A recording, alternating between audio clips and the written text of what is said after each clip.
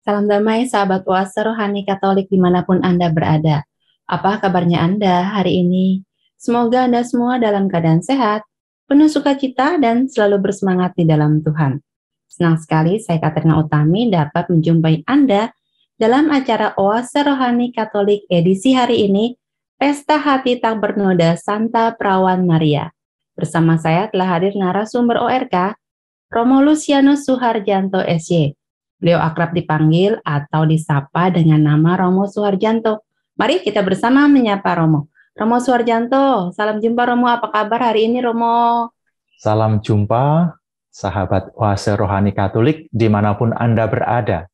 Semoga sehat selalu dan berkat Tuhan selalu beserta kita. Amin. Terima kasih Romo Suharjanto sudah menyempatkan hadir mengisi acara Oase Rohani Katolik. Baiklah, sahabat Oase Rohani Katolik yang terkasih, kita akan awali hari ini dengan doa pembukaan. Silakan Romo. Sahabat Oase Rohani Katolik, marilah kita berdoa. Atas nama Bapa dan Putra dan Roh Kudus. Amin. Kami memuji Engkau, ya Tuhan, dan bersyukur kepadamu.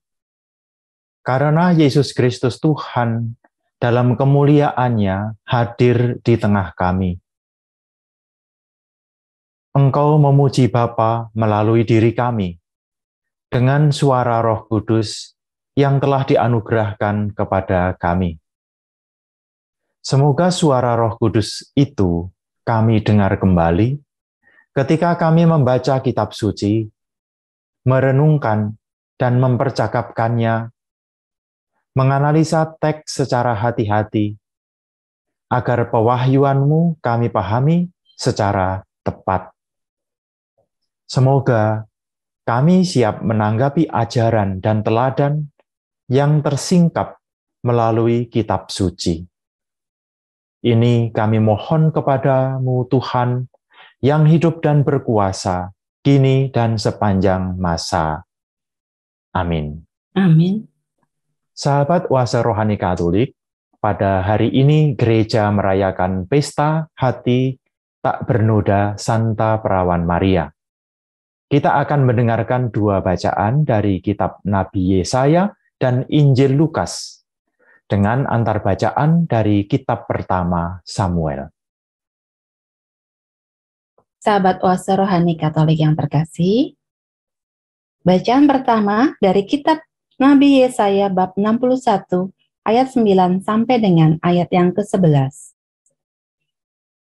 Keturunanmu akan terkenal di antara bangsa-bangsa, dan anak cucumu di tengah-tengah suku-suku bangsa, sehingga semua orang yang melihat mereka akan mengakui bahwa mereka adalah keturunan yang diberkati Tuhan. Aku bersukaria di dalam Tuhan, jiwaku bersorak-sorai di dalam Allahku, sebab Ia mengenakan pakaian keselamatan kepadaku dan menyelubungi aku dengan jubah kebenaran, seperti pengantin laki-laki yang mengenakan perhiasan kepala, dan seperti pengantin perempuan yang memakai perhiasannya. Sebab seperti bumi memancarkan tumbuh-tumbuhan, dan seperti kebun menumbuhkan benih yang ditaburkan, demikianlah Tuhan Allah akan menumbuhkan kebenaran dan puji-pujian di depan semua bangsa-bangsa. Demikianlah sabda Tuhan. Syukur kepada Allah. Bait antar bacaan, hatiku bersukaria karena Tuhan, aku bersukacita karena pertolongannya. Hatiku bersukaria karena Tuhan, aku bersukacita karena pertolongannya. Hatiku bersukaria karena Tuhan, tanduk kekuatanku ditinggikan oleh Tuhan, mulutku mencemoohkan musuhku, sebab aku bersukacita karena pertolonganmu. Busur pada pahlawan telah patah, tetapi orang-orang yang terhuyung-huyung, pinggangnya berikatkan kekuatan. Hatiku bersukaria karena Tuhan, aku bersukacita karena pertolongannya. Siapa yang kenyang dahulu, sekarang menyewakan dirinya karena makanan. Tetapi orang yang lapar dahulu, sekarang boleh beristirahat, Bahkan orang yang mandul melahirkan 7 anak, tetapi orang yang banyak anaknya menjadi layu. Hatiku bersukaria karena Tuhan. Aku bersukacita karena pertolongannya. Tuhan mematikan dan menghidupkan. Ia menurunkan ke dalam dunia orang mati dan mengangkat dari sana. Tuhan membuat miskin dan membuat kaya. Ia merendahkan dan meninggikan juga. Hatiku bersukaria karena Tuhan. Aku bersukacita karena pertolongannya. Ia menegakkan orang yang hina dari dalam debu dan mengangkat orang yang miskin dari lumpur untuk mendudukkan dia bersama-sama dengan para bangsawan dan membuat dia memiliki kursi kehormatan. Sebab Tuhan mempunyai alas bumi, dan di atasnya ia menaruh daratan. Hatiku bersukaria karena Tuhan. Aku bersukacita karena pertolongannya. Haleluya! Haleluya! Maria menyimpan segala perkara itu di dalam hati dan merenungkannya. Haleluya! Tuhan sertamu. Dan sertamu juga. Inilah Injil Yesus Kristus menurut Lukas. Dimuliakanlah Tuhan.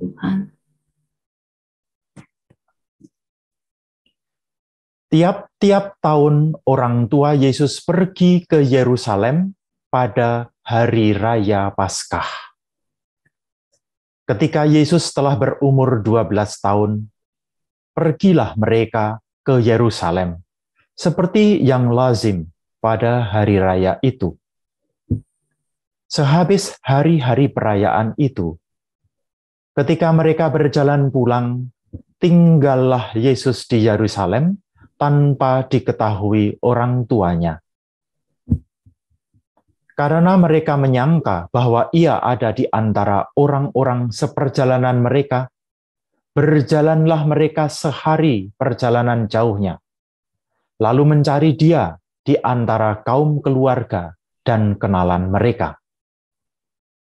Karena mereka tidak menemukan dia, kembalilah mereka ke Yerusalem sambil terus mencari dia.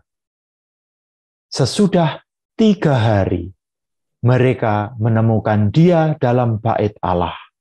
Ia sedang duduk di tengah-tengah alim ulama sambil mendengarkan mereka dan mengajukan pertanyaan-pertanyaan kepada mereka.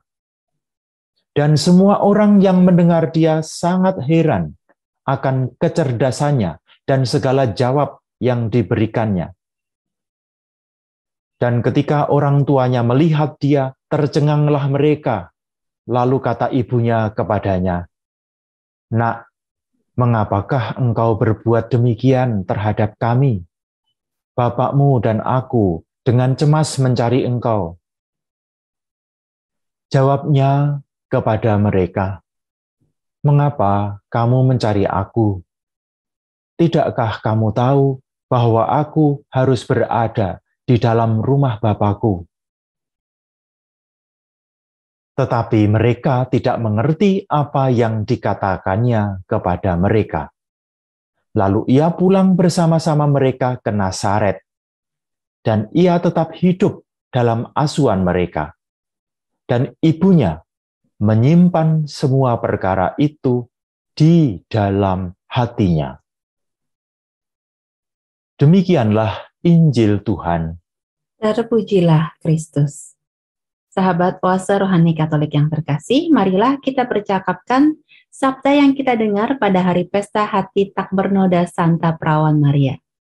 Romo, karena hari ini adalah hari pesta, tentunya percakapan kita mengenai hal-hal yang menggembirakan ya Romo.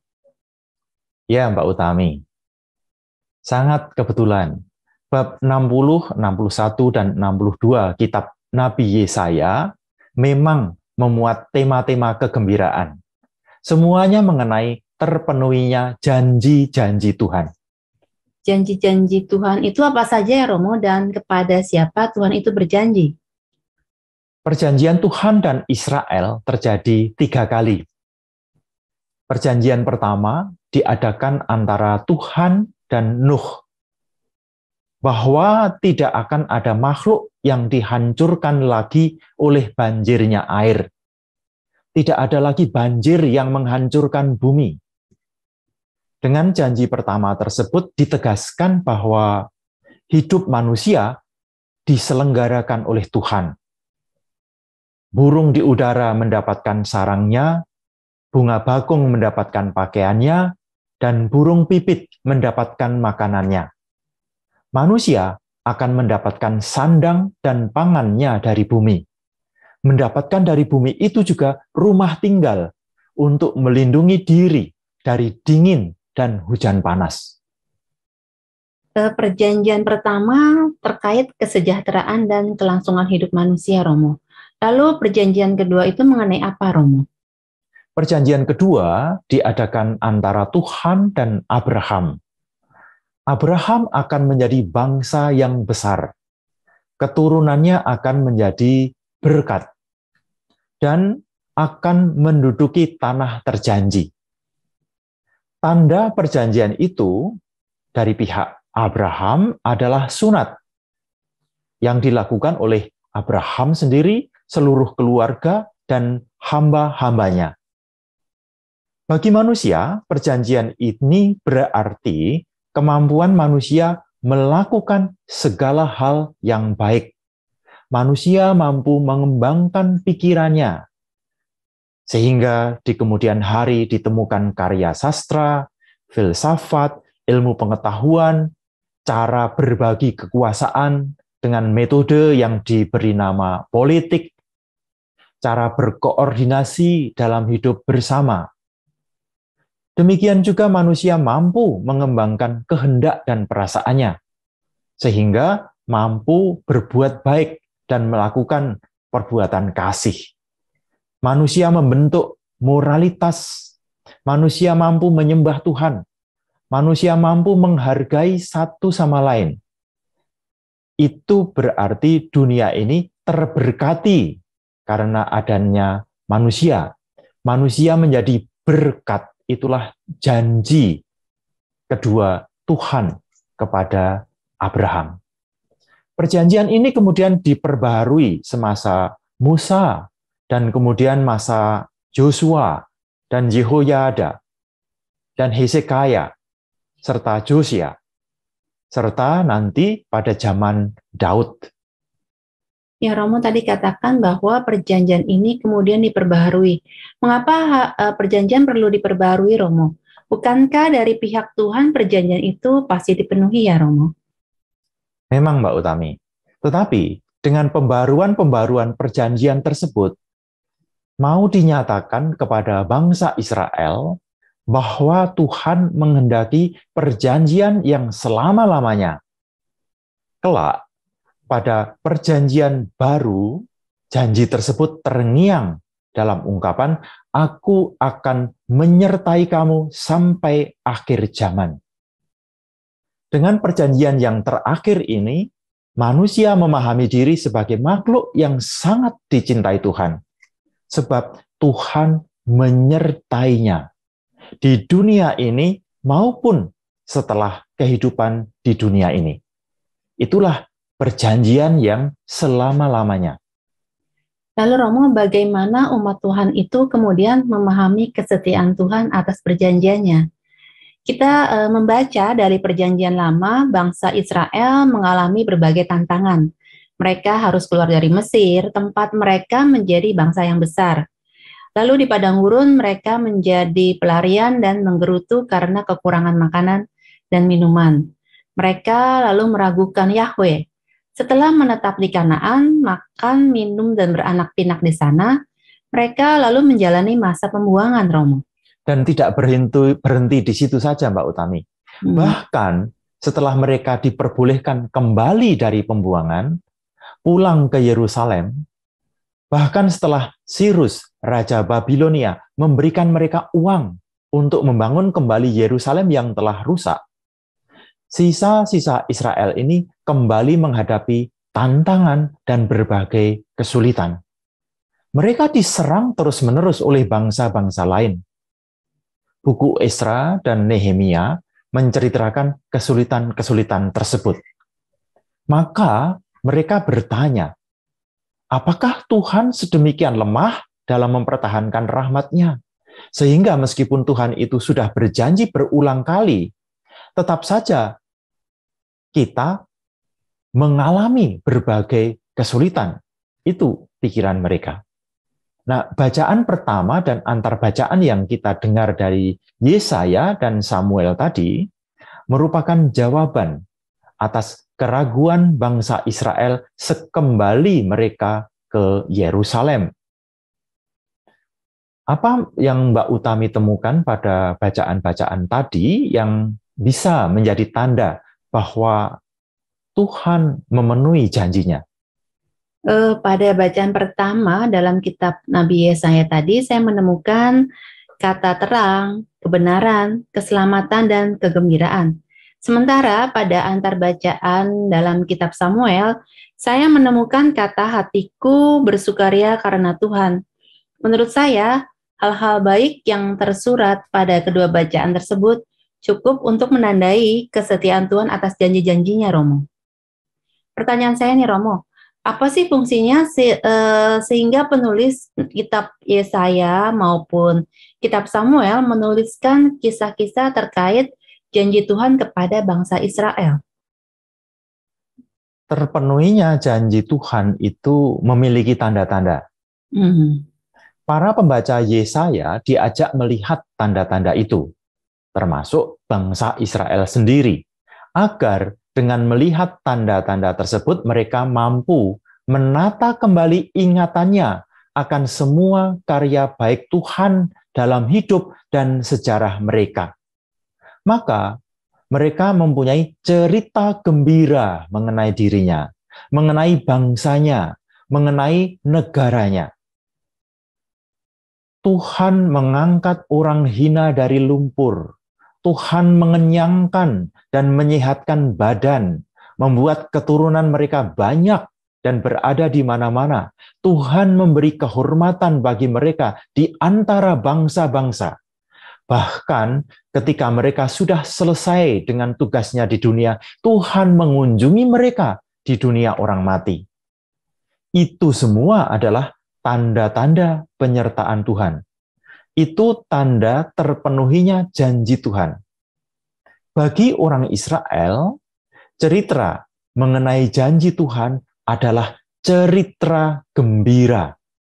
Cerita itu diulang-ulang, dibacakan dari generasi ke generasi, menjadi cerita nasional, suatu cerita gembira nasional. Wah, sungguh sangat luar biasa ya, Romo. Alangkah eloknya kalau suatu bangsa memiliki cerita gembira nasional seperti itu. Alangkah baiknya juga kalau setiap keluarga memiliki cerita gembira keluarga, Romo. Dan alangkah bahagianya kalau setiap orang juga memiliki cerita gembira hidupnya. Suatu cerita yang akan dikatakan dari waktu ke waktu, di mana pada akhir cerita kita selalu menyebut bahwa Tuhan telah menyelenggarakan semuanya. Tuhan menyertai kita sampai akhir zaman. Saya sungguh-sungguh sangat terkesan nih Romo mengenai cerita gembira nasional yang Romo sampaikan tadi. Saya jadi ingin tahu perlunya cerita gembira bagi suatu bangsa dan negara, Romo. Kalau begitu, mari kita ulas bersama pemakaian kata goyim dan amim dalam kitab Nabi Yesaya. Dikatakan pada ayat 9 dari bacaan yang kita baca, keturunanmu akan terkenal di antara bangsa-bangsa, goyim, dan anak cucumu di tengah suku-suku bangsa, amim. Akan tetapi, pemazmur di kitab Mazmur mendapati kenyataan yang berkebalikan. Bukannya terkenal di alam goyim, tapi ketika berada dalam goyim justru rusuh. Bukannya terkenal dalam amim, tapi ketika berada dalam amim justru jatuh dalam perkara yang sia-sia. Pemazmur berkata begini, mengapa rusuh bangsa-bangsa? Mengapa suku-suku bangsa mereka-reka perkara yang sia-sia? Goyim adalah bangsa untuk menyebut orang Yahudi. Sedangkan Amim adalah suku bangsa, yaitu untuk menyebut 12 suku Israel. Goyim adalah orangnya yang disatukan oleh identitas keyahudian, yakni semua keturunan Abraham yang mengikuti hukum sunat, sedangkan Amim adalah negaranya. Lalu jika demikian, pemazmur sangat heran ya Romo bahwa ketika menjadi bangsa yang besar, justru orang-orang ini berulah rusuh. Dan ketika menjadi negara yang kuat, orang-orang ini justru mereka-reka perkara yang sia-sia, Romo. Dan kata-kata pemazmur itu menjadi nyata dalam pengalaman orang-orang perjanjian baru. Ketika Goyim, bangsa yang besar ini, mengeroyok Yesus, seolah-olah ingin menghabisinya dalam berbagai kesempatan.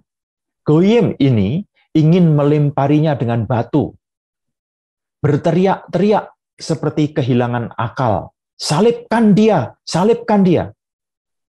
Nah, kata rusuh dalam bahasa Ibrani, kaubare, berarti bergabung, bertemu bersama, atau dalam bahasa Syria dan Kaldea berarti bersekongkol, dan sekerumunan orang yang bersekongkol. Goyim, kaubare, berarti ketika bangsa yang besar ini berkumpul, mereka hiruk pikuk seperti melakukan penjarahan. Dan mereka ini di bawah pimpinan Yudas dengan pedang dan penrung menyeret Yesus kepada imam agung dan tua-tua. Kemudian mereka berkumpul lagi di Aula Pilatus, tempat Yesus dijatuhi hukuman salib. Di situ mereka rusuh lagi dengan kata-kata kasar yang tak terbayangkan akan pernah diucapkan oleh manusia. Dan masih banyak peristiwa mereka berkumpul seperti kesetanan melawan para rasul yang memberitakan Injil. Keturunan Abraham itu setelah menjadi Goyim, bangsa yang besar, menjadi kerumunan rusuh dan memakai cara rusuh dan kekerasan untuk memenangkan perkara mereka. Perkaranya apa, Romo? Sehingga ketika berkumpul, bangsa yang besar ini justru melakukan kerusuhan. Stephen Emrys, seorang jurnalis dari California, suatu ketika mengatakan, betapa berbahayanya Goyim yang tali pengikatnya adalah agama. Karena di situ semua yang absurd diagung-agungkan dan kebencian diberi angin serta bahan bakar. Dan kita sudah menyaksikan berulang kali kerusuhan Goyim, bangsa yang besar yang berada dalam suatu kerumunan. Sepak bola menjadi ajang pukul-pukulan kursi. Demonstrasi berakhir dengan darah. Sidang parlemen menjadi tempat perkelahian. Di dalam Goyim kita kehilangan akal. Tidak ingat lagi akan perjanjiannya dengan Allah, yaitu bahwa Goyim itu akan menjadi umat Allah. Jadi intinya, agama yang seharusnya membuat orang menjadi umat Allah, justru menjadikan suatu bangsa sekumpulan manusia yang rusuh. Apakah hal ini terjadi juga pada negara, Romo? Pemazmur mengatakan, kalau menjadi bangsa berulah rusuh, kalau menjadi negara mengangan-angankan yang sia-sia. Orang Yahudi menjadi negara bernama Israel. Sebagai negara, Israel dikhususkan, ini kalau saya mengatakan Israel, itu Israel di dalam kitab-kitab perjanjian lama ya. Israel ini dikhususkan menjadi bangsa pilihan. Dan janji-janji Tuhan terpenuhi dalam diri Israel ini. Tetapi Israel ini tetap saja mengangan-angankan hal sia-sia. Seperti ketika menginginkan Mesias menjadi seorang raja yang memiliki kerajaan, yang dipenuhi kemuliaan, dan menolak Yesus yang tidak memenuhi semua ukuran mereka tersebut. Mbak Utami ingat apa yang kemudian mereka lakukan kepada Yesus? Saya kira benar bahwa orang-orang yang membenci Yesus itu merancang semua jenis kesia-siaan. Mereka berusaha menutup reputasi Yesus, menghilangkan jejaknya dengan membunuhnya disalib agar namanya tidak pernah didengar lagi, Romo. Bahkan setelah kematian tersebut, mereka merencanakan semua skenario untuk menghalangi para murid mencuri jenazah Yesus dari kubur untuk menghindari para murid ini mengatakan bahwa Yesus bangkit dari mati. Tidak hanya berhenti di situ, mereka kemudian membayar tentara untuk mengatakan yang sebaliknya. Skenario menghancurkan itu diteruskan dan menghantam para murid yang mulai menceritakan kesaksian mereka mengenai Mesias. Stefanus misalnya, Israel melawan kesaksian mereka dengan mengembangkan narasi bahwa Yesus dari Nazaret bukan Mesias, Mesias yang sebenarnya belum datang. Itulah kisah sedih negara. Dan pemazmur sudah melihatnya dari semula. Apakah tidak ada peringatan untuk mereka, Romo? Samuel sebenarnya sudah memperingatkan konsekuensi ketika bangsa Yahudi itu meminta seorang raja, raja manusia, sama seperti bangsa-bangsa lain, raja yang akan menghakimi dan memimpin perang. Mereka berpikir bahwa, jadi orang-orang Yahudi itu berpikir bahwa penyebab segala persoalan dan kekalahan mereka ialah pemerintahan yang kurang memadai.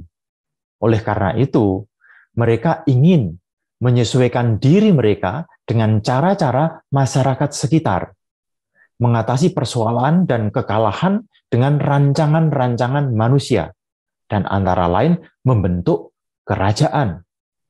Saul menjadi raja pertama mereka. Semua itu diusahakan oleh manusia sebagai upaya, merupakan buah akal budi mengenai bagaimana hidup secara lebih baik.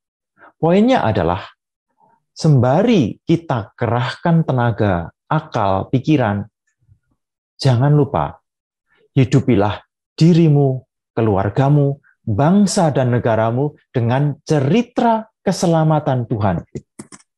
Nah, itu berarti bahwa sebagai bangsa dan negara, kita tidak boleh lupa untuk memelihara jiwa dengan kisah-kisah keselamatan yang dikerjakan oleh Tuhan bagi kita, Romo. Mari kita contoh Yesaya yang mengajari sisa-sisa Israel untuk mengucapkan kata-kata ini dengan bibirnya. Aku bersukaria di dalam Tuhan, jiwaku bersorak-sorai di dalam Allahku, sebab Ia mengenakan pakaian keselamatan kepadaku dan menyelubungi aku dengan jubah kebenaran. Yesaya mengajak mereka membayangkan diri seperti tanah yang subur. Sebab seperti bumi memancarkan tumbuh-tumbuhan, dan seperti kebun menumbuhkan benih yang ditaburkan, demikianlah Tuhan Allah menumbuhkan kebenaran dan puji-pujian di depan semua bangsa-bangsa. Demikian juga kitab pertama Samuel mengajak kita melumasi bibir dengan pujian dan menghiasi hati dengan kegembiraan, membiasakan diri dengan gambar Tuhan yang baik. Hatiku bersukaria karena Tuhan. Tuhan mematikan dan menghidupkan. Ia menurunkan ke dalam dunia orang mati dan mengangkat dari sana. Tuhan membuat miskin dan membuat kaya. Ia merendahkan dan meninggikan juga. Ia menegakkan orang yang hina dari dalam debu. Romo, cerita gembira yang perlu diulang-ulang oleh gereja apa aja, Romo? Mari kita baca pesan dari Gaudium et Spes nomor 76. Silahkan Mbak Utami. Gereja hanya setia dan berpaut pada Injil dan menunaikan perutusannya di dunia.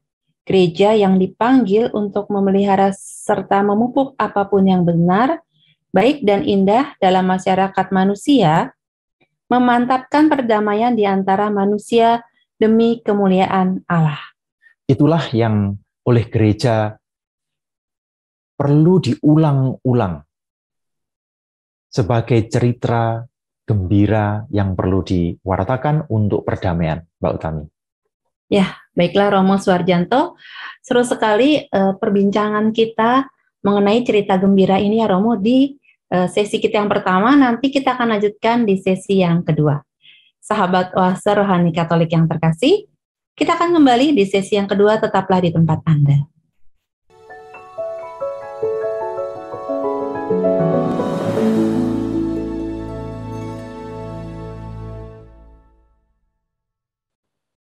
Sahabat Oase Rohani Katolik yang terkasih, terima kasih Anda masih bersama dengan kami, Oase Rohani Katolik sesi yang kedua.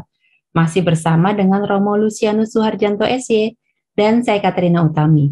Bagi Anda yang ingin mengirimkan saran atau Anda ingin sharing iman, Anda dapat langsung menghubungi alamat email kami orkkaj2021@gmail.com atau langsung menghubungi nomor telepon kami di nomor telepon 0881 0251 33438. Sekarang mari kita lanjutkan permenungan kita, perbincangan rohani kita di sesi yang kedua ini.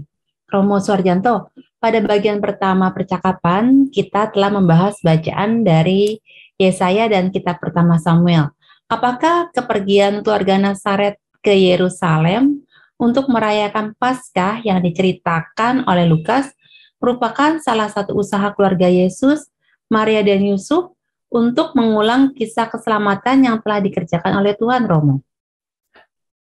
Kepergian Yesus dan orang tuanya ke Yerusalem pada setiap perayaan Paskah merupakan konsekuensi dari kenyataan bahwa mereka adalah bagian dari Goyim dan Amim. Mereka adalah bangsa Yahudi. Mereka adalah suku Israel. Orang Yahudi yang tinggal 20 mil, itu sekitar 30 kilo, dari Yerusalem, wajib merayakan Paskah di Bait Allah setahun sekali. Orang lainnya tidak diwajibkan setahun sekali, tetapi minimal 1 kali dalam hidupnya pernah ke Yerusalem. Nah, jarak Galilea, tempat Yesus, Maria, dan Yusuf itu tinggal, ke Yerusalem adalah 132 km. Cukup jauh ini ya, Romo, 132 km. Jadi atas dasar keinginan untuk apa mereka pergi ke Yerusalem, padahal mereka cukup sekali saja pergi ke sana. Bisa saja mereka karena kesalehan keluarga mereka, sehingga tetap pergi ke Yerusalem meskipun tidak ada kewajiban untuk itu. Atau bisa jadi itulah pertama kali mereka pergi ke Yerusalem. Akan tetapi, ada satu ayat menarik, yaitu jawaban Yesus kepada ibunya yang bertanya mengapa ia membuat susah orang tuanya. Yesus menjawab, "Mengapa kamu mencari aku? Tidakkah kamu tahu bahwa aku harus berada di dalam rumah Bapakku?" Menurut saya, jawaban Yesus ini mengindikasikan alasan mereka pergi ke Yerusalem. Atau setidaknya, alasan Lukas menceritakan bahwa keluarga Nazaret itu pergi ke Yerusalem. Ada apa sebenarnya di rumah bapaknya di Yerusalem itu, Romo, sehingga Yesus harus berada di sana? Yang dikatakan oleh Lukas tadi hanyalah bahwa di Bait Allah itu Yesus mendengarkan alim ulama, lalu mengajukan pertanyaan-pertanyaan dan menjawab kalau ada pertanyaan balik dari alim ulama itu. Dikatakan bahwa hal itu dilakukan oleh Yesus selama 3 hari, sampai saat orang tuanya menemukan dia dan mengajaknya pulang ke Nazaret. Tidak diceritakan apa isi percakapan alim ulama yang didengarkan oleh Yesus itu. Tapi bisa diduga, karena saat itu Paskah, para alim ulama dan Yesus mempercakapkan sejarah perjanjian Allah dengan nenek moyang mereka. Itu tradisi mereka. setiap tahun mengulang cerita yang sama. Dan yang menjadi pusat cerita adalah Paskah, yaitu peristiwa Tuhan membebaskan bangsa mereka dari perbudakan. Dirunut secara demikian, bisa disimpulkan bahwa selama 3 hari di Yerusalem itu, Yesus mendengarkan cerita gembira nasional, mempelajarinya, mengajukan pertanyaan-pertanyaan mengenai hal itu. Dari pembelajaran itu, lalu Yesus, memahami kehendak Bapa baginya, yaitu tinggal di dalam rumah Bapanya. Dan itulah yang dikatakan kepada ibunya. Tinggal di dalam rumah Bapak itu berarti apa ya, Romo? Itu berarti mewarisi semua janji Tuhan yang sudah dinyatakan kepada nenek moyang turun-temurun. Janji Tuhan itu bagi Goyim Yahudi dibungkus sebagai cerita Paskah. Itu merupakan cerita gembira nasional. Yesus memenuhi dirinya dengan cerita gembira tersebut, dan berbekal cerita gembira tersebut, ia memahami cerita perutusan yang diterimanya dari Bapa untuk dirinya, yaitu menjadi korban Paskah bagi segala bangsa. Apa hasil dari pembelajaran Yesus mengenai cerita gembira nasional bangsanya, Romo? Nah, pada akhir bacaan, Lukas bab 2 ayat 52, Lukas memberikan kesimpulan yang menurut saya merupakan akibat dari pembelajaran Yesus atas cerita gembira nasional bangsanya. Dikatakan begini, dan Yesus makin bertambah besar, dan bertambah hikmatnya dan besarnya, dan makin dikasihi oleh Allah dan manusia. Saya sekarang menjadi lebih paham mengapa kita perlu mendengar atau membaca ulang cerita gembira nasional, kisah gembira keluarga, atau sejarah rahmat diri sendiri, Romo. Apa sih yang sebaiknya kita petik bersama pada akhir percakapan kita hari ini, Romo Suharjanto?